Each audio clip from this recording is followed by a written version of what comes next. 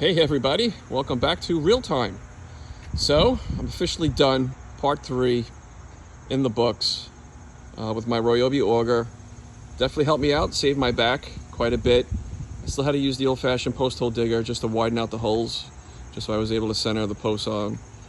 Ran into some difficult holes, especially the one like all the way at the end there. That one there's a major stump behind there. So I had to cut out some roots.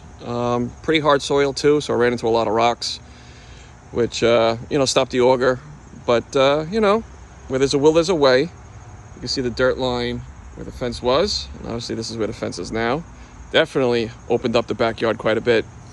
Total cost, I would say, the auger was $429. So definitely was well worth the investment.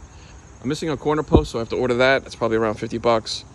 Well, the concrete mix, probably around 50 bucks. The gate, I still have to order. It's about 300, and I already inserted an aluminum sleeve there, so that was about 50 bucks. So definitely saved myself some money.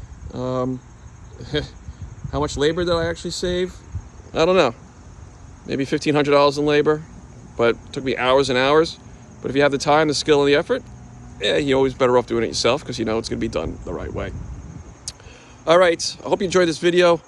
My little Benny Hill circus act in a time lapse. You got to see it done in 10 minutes, where it took me hours and hours. All right, very good. Hope you enjoyed it. See you on the next one. I'm the Ryobi Guy. Have a great day.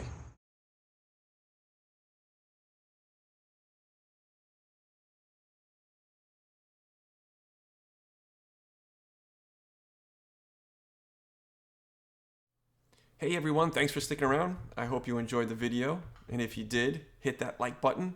And don't forget to smash the subscribe button, as you never know what bloopers and outtakes you might see in my next video. Until then, have a great one.